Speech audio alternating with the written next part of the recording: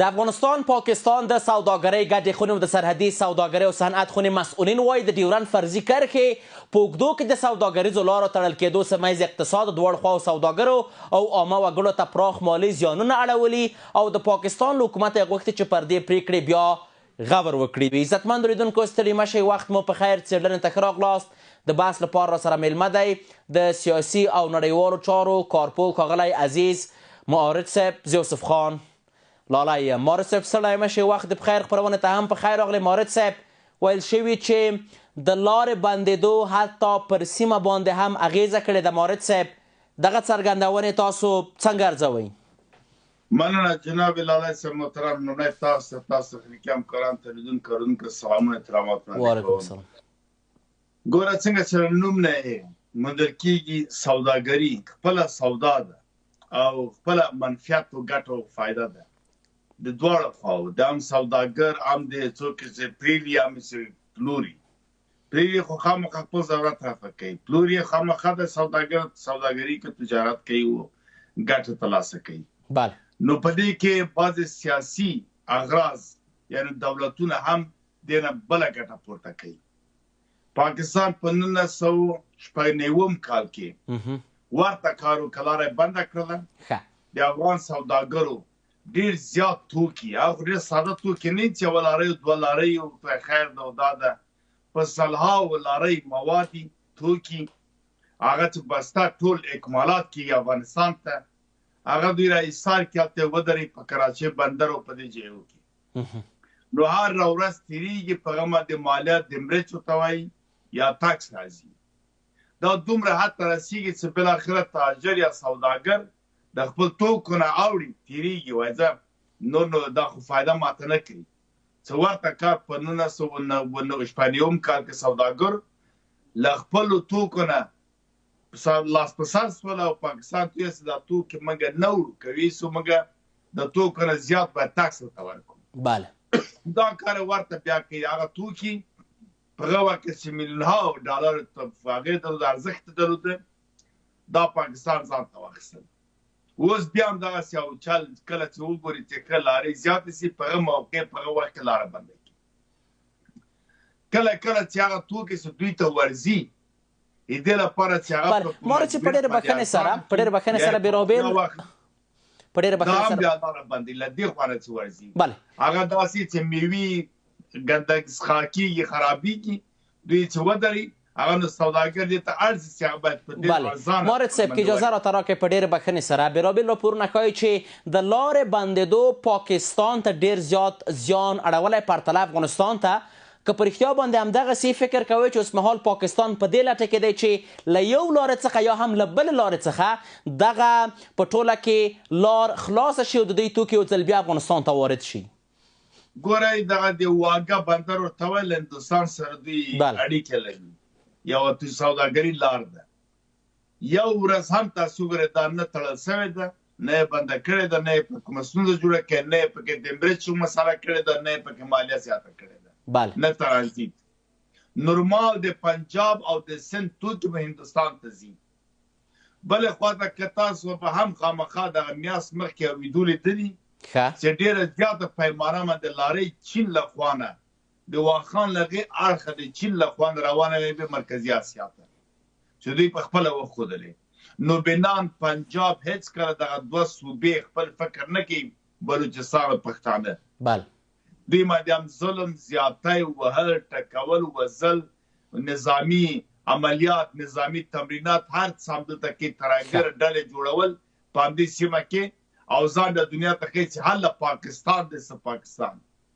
دلته یوازې هغه ستر لوی سوداګر نه، برعکس دا واړه واړه سوداګر چې دا توکي به افغانستان ته راوړله، هم له بلوچستان نه، له سپین بولدکه، هم له تورخم لارې نه، هم د نور لارې چې په خوست په دې ځای کې دي. دغه سوداګرو توکي هلته بند شوي دي، هغه هم دوی مجبوروي دا توکي وړي پنجاب ته. بیا هلته هغه لوی پنجابیان سوداګر ترې اخلي، بسبندي کوي، بیا لیږي هند و چین ته. دا چې دوی انتظار کړی ده، منتظر شوي دي چې ودرې کړی چې لاره خلاص شي، ځکه دلته ورته فایده ډېره کېږي چې افغانستان ته راسي. دوی خو تر اخره پورې کابل او دې ته نه راوړي، تر هغه سرحدونه یا له پولن له دې خواته اوړي ننګرهار ته مثلا هلمند ته قندهار ته پکتیا ته دې جته بیا نو افغان سوداګر دې خواته وړي وراوړي بله دا مسله مارد صاحب که د سوداګرۍ څخه راشو بل لور ته د سیاست لور ته ډیپلوماسۍ لور ته په ټوله کې د کابل او اسلام آباد اړیکو لور ته فکر کوئ چې د کابل او اسلام آباد اړیکې په ټوله کې کوم لور ته روان دي په دغه شکل باندې پخوا ویل شوي وو چې د کابل او اسلام آباد ترمنځ د مذاکراتو خبرو اترو لپاره یو ډیپلوماټیک چینل شته په تهران کې خو اوس لاریونو ته په کتو داسې ښکاري چې په خپله ایرانیان یا په ټوله کې د ایران حکومت شاید خپلو کورنیو ستونزو ته ډیری متوجه وي اوس هم تاسو داسې فکر کوئ چې بعضې هیوادونه به کوښښ کوي چې د ډیپلوماټیکو چینلونو له لارې د کابل او اسلام آباد خبرې جاري وساتي ترکیه وه خو ترکیه هم پر شا شوې ده ګورئ اول خو په ټوله کې باید ووایو چې متاسفانه په ډېره خواشینۍ سره چې د دنیا درېم نړۍ یا درېم هیوادونه یا پرمختللي هیواد پرمختګ کوونکي هیوادونه دا ټول د زبرځواکو هیوادو له خوا نه کنټرولېږي هغوی وسایل د کنټرول لري ټوله شتمنۍ دوی سره ده لوی لوی بانکونه دوی سره دي تولیدي او صنعتي فابریکې له دوی سره دي بیمې له دوی سره دي یعنې په ټوله کې پیسه له دوی سره ده انحصار په پټرولو په وسلو په هر څه باندې دوی لري نو بنان دا وجه ده چې درېیمه نړۍ دوی کنټرولوي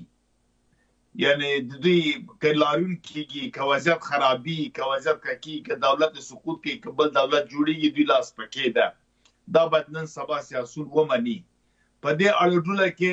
هغه هیوادونه چې یا هغه ملتونه چې هوښیار دي بیا پیږي په دې نزاکت باندې دوی خپل ځان نیابتي جګړو ته ضرر ته تاوان ته نه ورکوي په دې معاملو کې ځان شریکوي ګټه کوي را به سوال پاکستان ته پاکستان بیا نو په خواشینۍ سره چې نه کورنی نه بهرنی سیاست دوی په خپل لاس کې نه دا یو جوړ کړی مملکت ته بل چا جوړ کړی غربي نړۍ جوړ کړی د خپل اهدافو دپاره ټاکنې هم هغوی کوي خلک هم دوی کله که اجارهدار یا چوکیدار راولي حکومت مځکه او جایداد ته مالک فکر کوي دما ده او ده په چوکیدار ورته ساتي او اجارهدار ده نو دغه لپاره دوی دغه سیاست نه لري چې مثلا یو دائمي اړیکې خرابې کړي افغانستان سره یا یې خرابې کړي یا یې کېږي پروژه ورکول کېږي یا پروژه موجود دی عملي کړي په همغه باندې هوښیار سیاسون یا پاکستان اسټابلیشمنټ خپلې ګټې کوي خپل حکومت کوي خپل معیشت د ځوان مخ ته بیایي خپل قوم پنجابي او سندي ته ما ده چې هغوی هوښیار دي په زور یې تر اخلي خپل حق هغوی ته ما حقوق ورکوي تاسې وګورئ یو فدرالي هیواد چې 4-5 صوبې چې اوس خو دوی اشغال کړي دي هغه ټول مساویانه حق لري آیا د پښتانو بلوز کوی د پنجاب په شکل باندې خپل حق تر واخلي خو داسې یو چارواکی ورته کېنوي چې که سته که لږ غږ پورته کړي زندان تېرېږي دا یوازې د ایران راغلو ایران صحیح ده چې لاریونو دا مسایل کېږي پیسه په شدید دن چې دوی خپله ژورنالستان د ایران ویلې چې له سعودي عربستان راځي پاکستان د پاکستان نه داخل ایران ته ننوځي او همداسې له عراق راځي وسلې او مهمات له عراق او له ترکیې نه موږ ته راځي خپله دوی دغه اقرار ورکوي دوګانې خو نن سبا مطبوعات ډېر آزاد دي نو دا ولېږل کېږي دا لاریونو دا مسایل دي خو ایرانیان بیا زر معاملې ته کیني نه په دې پیږي چې همدغه بحث ته مورد صاحب همدغه بحث ته به دوام ورکړو وروسته وې لنډې دمې عزتمند اورېدونکو لنډه دمه لرو بېرته راګرځو د بحث دوام ته ښه راخلاست مورد صاحب مهرباني نو ایرانیان بیا نو بالاخره چې پوس وله چې اوس جنګ او جګړه کې خو د ایران تاوان هم ده د دې خواته بیا د تاوان د ایران امریکا هم ده ځکه و دې وخت کې د فکر کاوه ایران محاسبه هم داسې کړې وه نړۍ هم داسې انګېرنه کوله چې روسیه او چین به دفاع ترې وکړي اما روسیه خو دفاع په دې نه کوي چې دوم هیواد اول هیواد په تیلو کې په روغنیاتو کې په نفت کې روسیه ده دوم ایران ده بیا دا سعودي او دا د اوپک د سازمان پر بنیاد باندې نو بنان د روسیه خو نه غواړي دومره یو قوي حریف ځان ته ولري یا ایران پرمختللی سي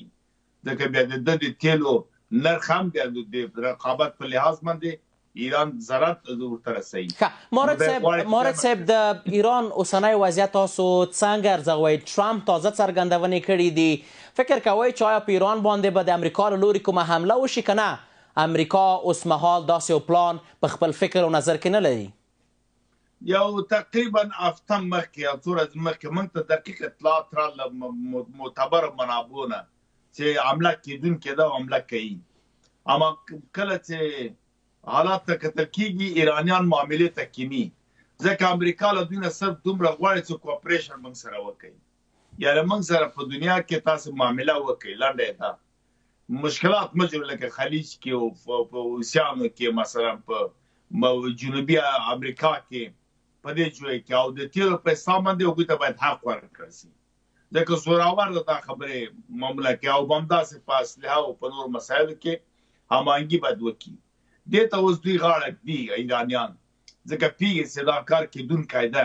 په دې کېدونکی ده که چېرې د نظامي لحاظ مارس دواړه ضعیفېږي او دا د چین او روسیې په ګټه هم د هغه هم غواړي خپل افار هم ضعیف کړي، هم یې تیل حساب ده. هغوی کومک نه ورسره کوي، هغوی لا برعکس امریکا سره کیدای شي تشویق جګړه وکړي. په لومړي پړاو کې دغسې دا احتمال و چې یو افراطي ډله ننوځي ایران ته او بیا دغسې خلک ځوانان راپاڅول. اوس احتمال په ډیره کې د څه د مورد صاحب، آیا پوځي جګړه کېدونکې ده که نه ټرامپ په شا شوی دی؟ نه دا په شا کېږي په هېڅ صورت نه. که چېرې دا خواسي او دا مسایل ومنل شوله بالغله بیا نو مشکل به حل کېږي تر هغه پورې. خو بیا هم یوه خبره په زغرنده وکړم، که دغه موافقې وسولې او تعهدونه وسوله هم امریکا جګړه کوي او که چېرې لارونه دوام وکړي، د امریکا لپاره په شا شوی نه ده بهترین فرصت ده چې مه کوه ایران دې نه ښه ضعیف سي، ښه وټکول سي، مؤسسات او تاسیسات یې وران سي، لاریون کوونکي ښه شدت او خشونت نه کار واخلي، پوځیان موځیان په دې اړه کې په پیسو خرڅ سي،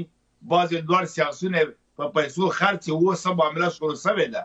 تقریبا ډېرو زیاتو کسانو مخ اړولی دی د اخوندي نظام په ضد خبرې کې لوړپویې. اوس ګورې پخواني چارواکي لکه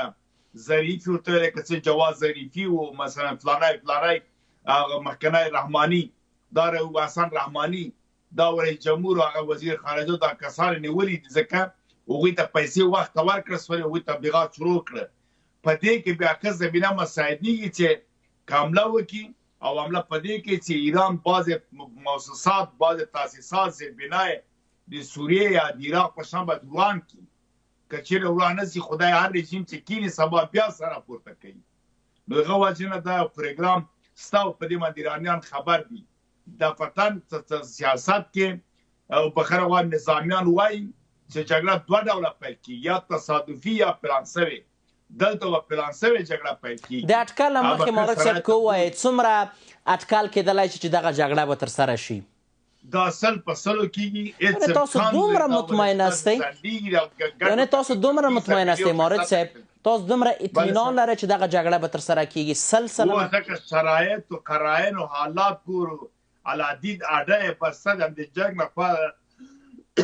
تیاره کړه، نوې وسلې و دا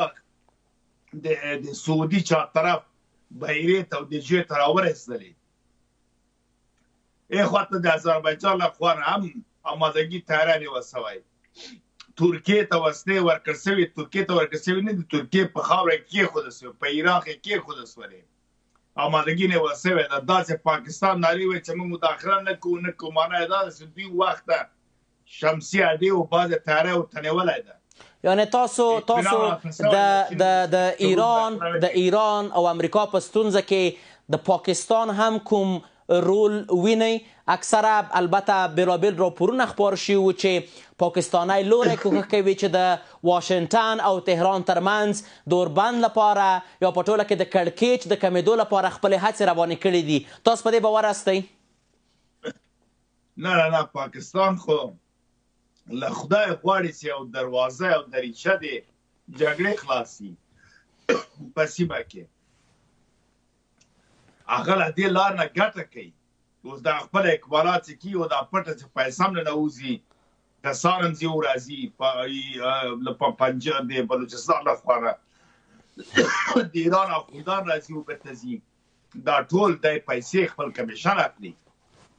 کله چې افغانستان کې امریکایان وو، د طالبانو ورته د اوله دوره د طالبان چې لرې کول، پاکستان اډې خپلې ورکړې دي. او دغه 20 کاله چې امریکایانو بهرنیانو اکمالله له کراچۍ نه تر کابله یعنې د ایران سره به هم همدغه کار فکر کوئ ترسره کړي 100% دا کوي نه کې د په زور په کې د یو پروژې هواد د مجبور د مجري هواد د غربي پروژو ده یو خو د پروژې په بنیاد باندې مجبوره ده بل دوی همدغه پاکستان بغیر له جنگ او جګړې وو بې ثباتۍ او بې امنۍ وو لاسوالو نه دوی خپله بودیجه نه لري پاکستان خو ډېر لوی غټ تولیدي او صنعتي فابریکې نشته خاوره نسبت د نفوس نه و تقریبا وایي چې 2.5 میلیونه نفوس سره رسېږي نو دغه نفوس خو زیات د معیشت ژوند دوی له کومه کم دا اوس 153 میلیارده د قرضدار ده دا قرضونه به په څه خلاص کړي 190 قرضدار او 40 میلیارد دی دغه د افغانستان په جګړو په بعض مسایلو کې ورو بخښوله خو دا پیسې بخي او نور پیسې اخلي دا خو دا د سعودي نه پیسې راځي او ایران ته راځي لاریم کوونکو ته تاسو په دې فکر کوئ چې 100% ورته شي ډېر څلور دوی ته ورکړي نه ډاره کرے لکه افغانستان تنظیمونه چې جوړول مجاهدینو په نوم باندې ډلې تپلې بله مارد صاحب په ټوله کې 2 دقیقې تر 1.5 دقیقې پورې وخت لرو څه باید ترسره شي چې د کابل او اسلام آباد اړیکې سره ورغېږي نړۍ هم سولې او ثبات اړتیا لري سیمه هم ګاونډیان هم 2.5 دقیقه وخت زه فکر کوم دا وروستی پیشنهاد څه و دا ښه پیشنهاد ده چې دواړه هیوادونه سره کینې خبرو ته په شرط چې د سیمې هیوادونه او ګاونډیان ټول سره په مجلس کې حاضر او ټول یو تضمین واخیستل شي تضمین داسې نه چې تنها لاسلیک وکړي هلته باید قید و شرط موجود وي ولیکه چې که هر چا نقص وکړه د نقص دلایل او شرایط یې وکړه که تاسې نوعیت د نقص هم باید ووایي هلته پکې صریحا ولیکل شي چې نقص چی شته وایي کوم شی کوم عمل ترسره چې هغه نقص ده نو بنان که بیا چې نقص کیږي مقابل لوري ته د تاوان د سزا په توګه تاوان باید تثبیت شي او دغه د پلي کولو عملي کول دپاره باید ګاونډیان ضمانت وکړي که چیرې یوه خوا بیا نه پلي کوي همدغه د سیمې او ګاونډیان بیا دغه هېواد سره ټولې اړیکې باید غوڅې کړي په شمول دي یا په ګډون دي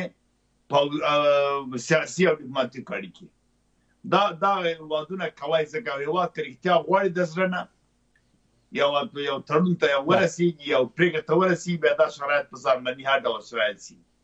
او که چیرې بیا پروژه د غربي یا خپله پاکستان هم ورسره پروژه لري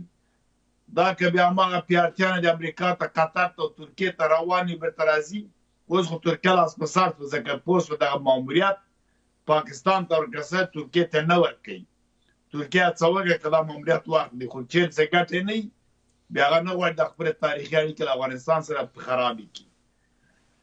نو بنان بیا دا فایده نه کړي چې لاس وارې کړي ځکه پاکستان چې جوړ شوی تر اوسه پورې ظاهرشاه له وخته پلاوې سره کړي ډېره زیاته مننه سبا چې بیا د پاکستان ګټئ هغه وایي سبسه پهلا پاکستان یعنی بیا نو شریعت سے و قسم سے و تعهد سے و تړون سے و ژمنې سے ډېر څه بیا نه ګرځي کور آباد رسمي تړونونه هم کول امریکې د خپلو ګټو کور آباد د نړیوالو چارو کارپوه ښاغلی عزیز مارد صاحب په څېړنه کې ستاسو له حضور څخه نړۍ منندوی یم